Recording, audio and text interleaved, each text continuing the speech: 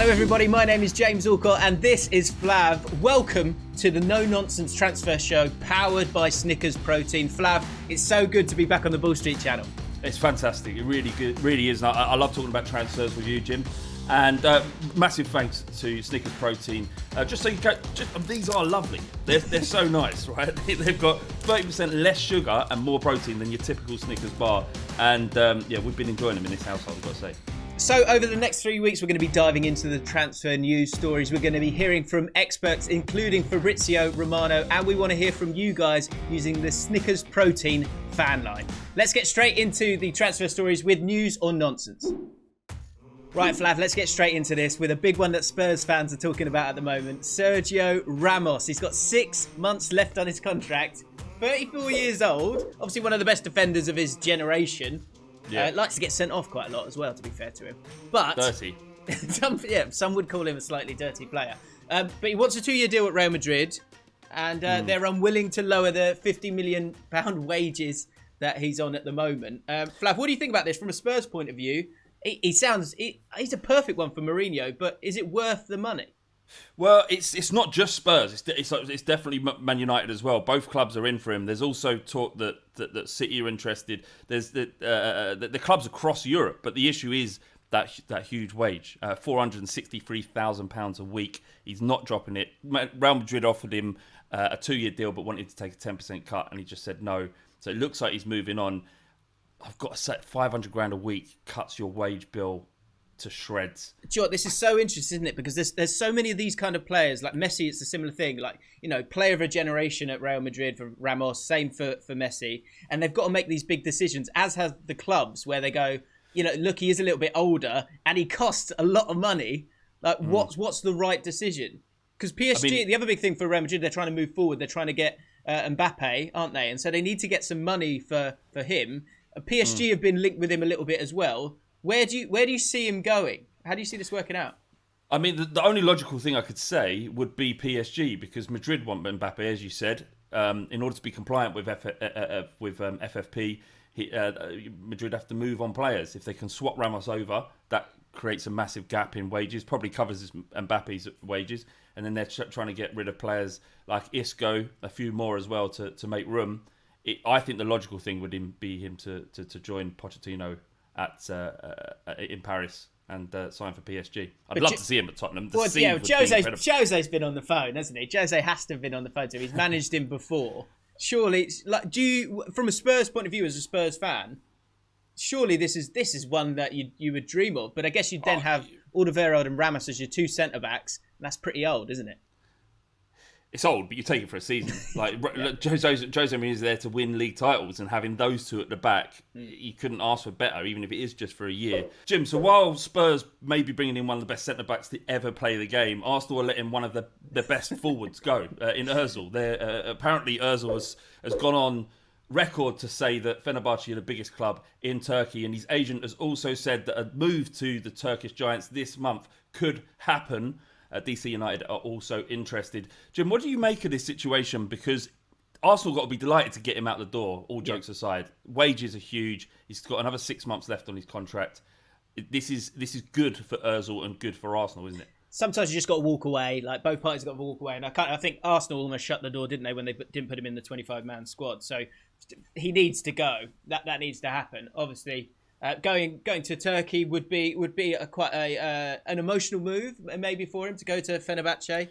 I think that the DC United interest is I think it's a little bit sad, if I'm honest, because I just feel like I think he can do better. He's not finished yet, and he's been a frustrated figure for the last 3 years, to be honest. Some might argue that Fenerbahce is a step down. Like, and you've got to think about his motivations. I think that he's been in this situation where in terms of his playing career, has never been lower. Most players of his skill are never in the situation that he's been in at Arsenal. And I think he just wants to go somewhere where he's going to be loved and just to play. He's saying all the right things before this move. You've seen how fervent and crazy the Turkish fans go when they sign a player of his. I mean, you see how they went with Darius Vassell. So what are they going to do with Ozil? One of their own turns up. Yeah, exactly. I tell you what, if anyone loves a transfer, it's the Turkish fans. They love transfers. They absolutely love a transfer. No, look, for him to go, he could go there and, you know, he'll be the main man, the star of the team. He'll be absolutely loved by the fans there. I think from that point of view, like from an emotional point of view, I think it is probably something that he needs. At the age that he's at, I think he's about 31 now, you know, he could go and he's good enough to play at a bigger club, shall we say. The problem is, I think, is the problem that he's had with Arsenal. And Arsenal literally has been like, they've been like a waiter with some hors d'oeuvres just going, does anyone want him? Does anyone want him? And no one seems to want him because his wages are too high. So I get the hors d'oeuvres are expensive. I get they cost a fortune, but do you want one? Please take them. Yeah. So are these for free? And they go, no, they're going to cost you absolute loads. One of the big stories going into the transfer window was the contract situation of Wijnaldum at Liverpool. Obviously, he's been absolutely brilliant for Liverpool over the last few years, but his contract's up in the summer and he can sign a pre-contract with another club. It looks like he wants to stay at Liverpool. Sky Sports are saying, though, that there's been a contract stalemate. And the big stumbling block on that, Flav, is that he wants to be paid the same amount as the likes of Salah, the likes of Mane, Van Dijk. Has he got that kind of star quality? Or is he being a little bit... Is he, dare I say it, being slightly greedy here, Flav?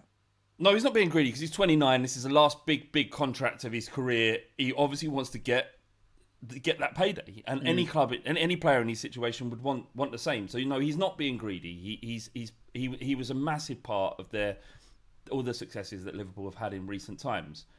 The problem he has is because of his style of player and his position on the pitch, he isn't on the level of Salah, Mane, Van Dijk, even Henderson next to him. You know, as good as he is and as great as he will be for wherever he plays for the next 3 or 4 years, I can understand why Liverpool might be hesitant to say, here, here's 200 grand a week for you know, to make sure that you're a Liverpool player for the next 3 years. I can understand it. That we're in weird times at the moment. There's no guarantee that the money in the coming seasons won't be hit by COVID. So I would say I understand that Liverpool are being a little bit hesitant, and I will also say that they probably could easier replace Wijnaldum than they could Salah, Mane and Van Dijk. It would be much more of a challenge. Right, guys, you've heard what we have to say about these transfer stories, but now it's time for a Snickers-powered protein inside track on those big transfer stories with the help of Fabrizio Romano. Here we go. The main man himself, Fabrizio Romano, joins me right now to talk about 3 huge transfer stories. Fabrizio, first of all, thank you for joining us on Bull Street. How are you doing?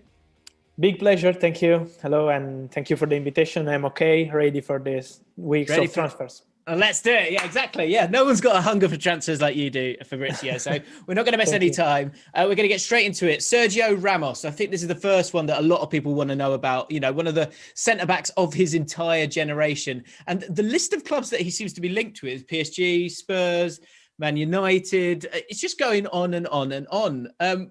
What do you know about this at the moment, and who's the front runner in terms of Real Madrid's side of this, and who's the front runner in terms of the mind of Sergio Ramos? Where does he want to go?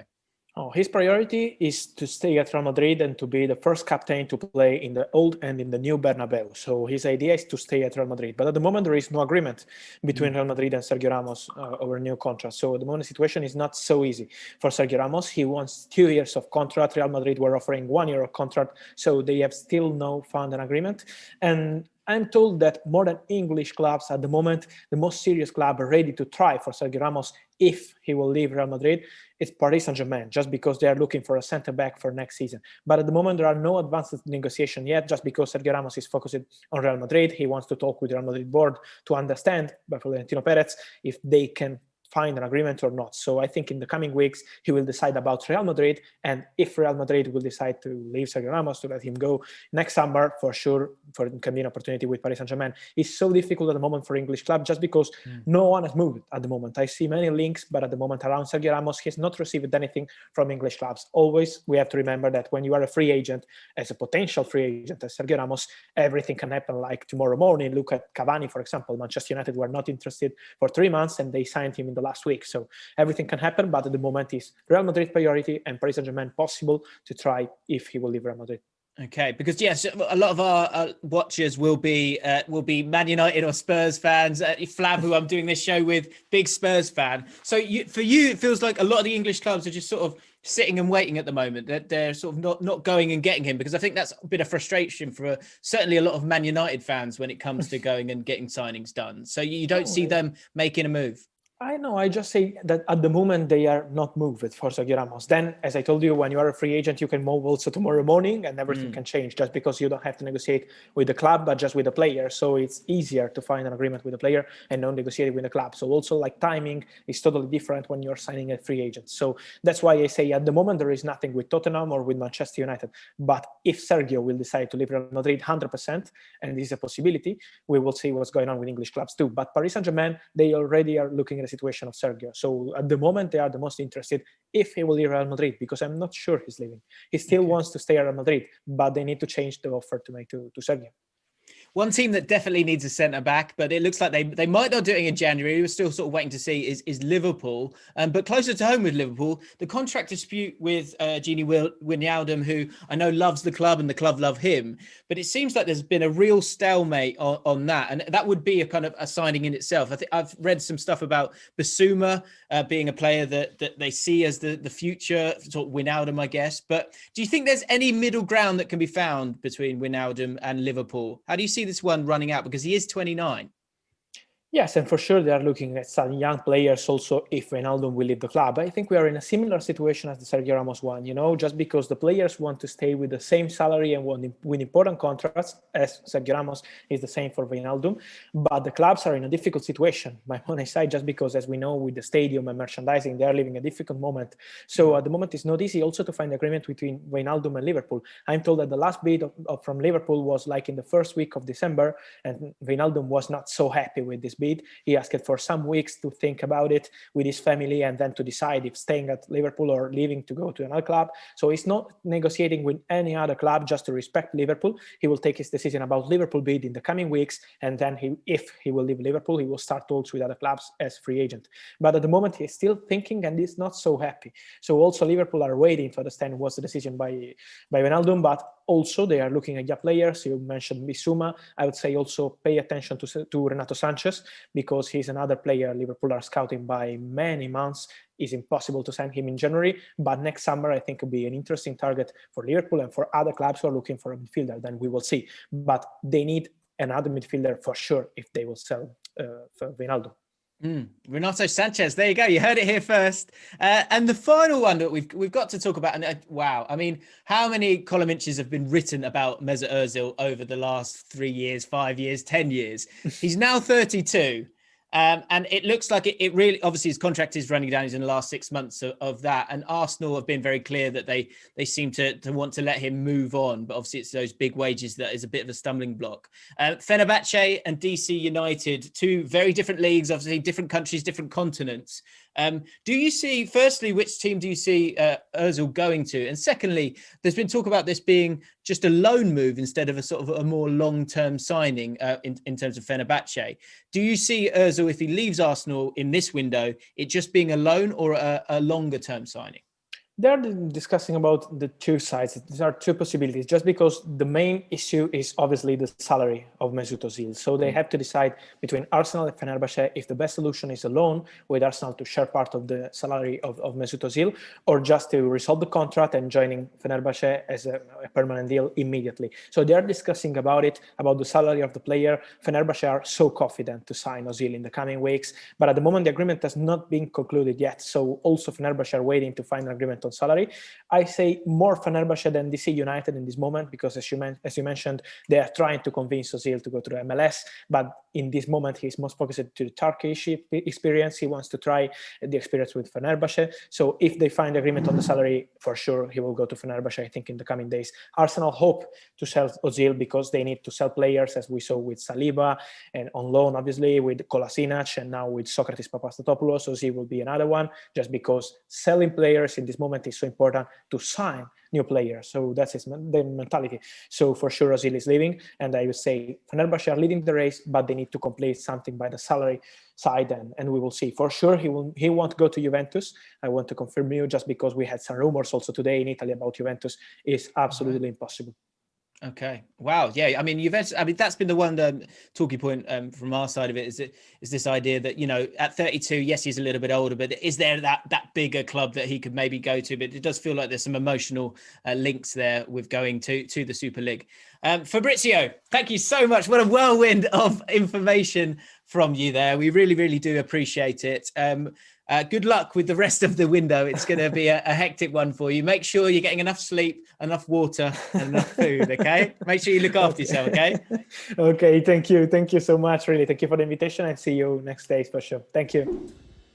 Today we're launching the Snickers Protein Fanline, your place to go when the transfer window has you feeling out of sorts. That's right. So whether you've signed a winger when deep down you need yourselves a striker, or you've sold off your cult hero, we are here to help you alongside Snickers Protein to get you loving the game once again. And here's one we received earlier from our mate Sam Peoples of United People's TV. How you doing? Sam here from United People's TV. A little bit worried. United at the top of the league. Haven't been here in 7 years post-January, and I'm worried that what will happen if Bruno Fernandes isn't available. He's the god. He's incredible. He's everything to this team. What United going to do if Fernandes isn't available for a few weeks or a few games? Are we just going to fall off? I'm worried. We haven't been here in 7 years. I want to stay here. I want to stay here. So there he was, poor little Sam Peoples from United People's TV. He's a Man United fan, and he's in a bit of a fluster, Flav. Unfortunately, myself and yourself, we're here just to calm him down a little bit. He's going to be absolutely fine. He's worried about Bruno Fernandes and the influence that he has on the team, and he is very influential. Flav, what have you got to say about this? Well, no, he is influential. He's a good player, but you got to build teams around players, and that's what Ollie's been doing. They haven't been beaten on the road this year, and admittedly, Fernandes has been a big part of that. But yeah, some people say they're a one-man team. Imagine if he wasn't. I get it now. No, I mean, they're not a one-man team, are they? Man United. They've got 11. They've got at least 11 plus the subs. Bruno's definitely the best one. To be fair to Sam, he's been very, very astute in that with the amount of goals that Bruno has scored. But I think he's just got to live for the moment. He's got to live for right now. He's got to live for today. They're doing well. They're flying. And look, if Bruno Fernandes has to be rested every now and then because no player can play every minute of every game, sure. then Man United will cope.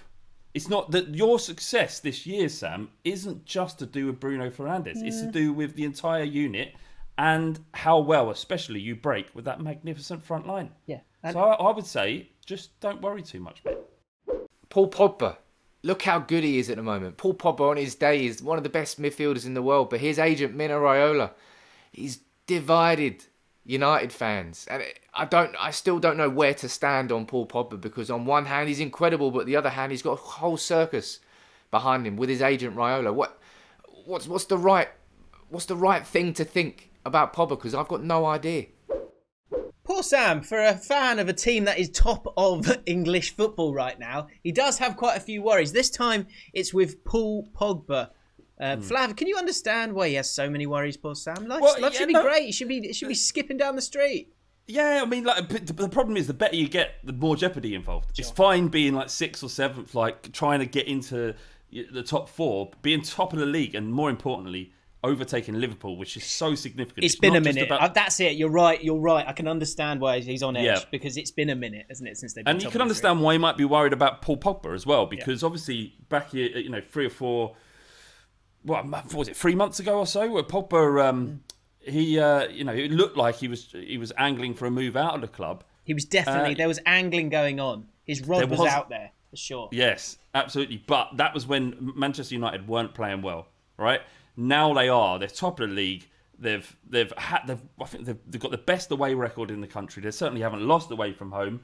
Again, there isn't anything to worry about. Why wouldn't Paul Pogba want to play for Man United when there's a chance of a Premier League title? The first one he would have won at the football club. And remember, Paul Pogba's been there since he was a kid. I know he went away to Juventus. He's come back, and to win a league title, which Man United have every right to do this year. They're the best team as it stands in the league. And why would he want to go anywhere this season or in January? Because there's no better place for him right now. And do you know what, Flav? He's given us 2 questions here, and here on Fanline, powered by Snickers Protein, we want to solve them. But fortunately, sometimes the answers are within. And Sam, in your second worry about Paul Pogba, you're actually answering your first question. What are you going to do if Bruno Fernandes isn't in the team? Don't worry about it. Paul Pogba's there. And for 2 reasons you can be excited about this. One, that all players want to win trophies. But far more importantly, going back to the angling point that Flav beautifully brought up, Paul Pogba is in the shop window. And when he's in the shop window, he turns it on. And I think that's where this form's come. That's where this form has come. And so Paul Pogba can... Yeah, it's going to be Sam. Look, Sam. It's going to be fine, mate. Enjoy the moment. Live in the now. That's all you can do. That's it. My friend. And right now, you are top of the tree. So there you go, Sam. Fingers crossed we've helped you out on Fanline this week. Guys, if you want to get involved in Fanline next week, then use the hashtag on Twitter, Fanline, and let us know your problem. And we could be solving it all on this show next week. That is the end of the No Nonsense Transfer Show, powered by Snickers Protein. Massive thank you to them. We're going to be here for the next 2 weeks, and we have a massive 4-hour transfer deadline day live show on February the 1st. So make sure you join us for that. We'll see you next week.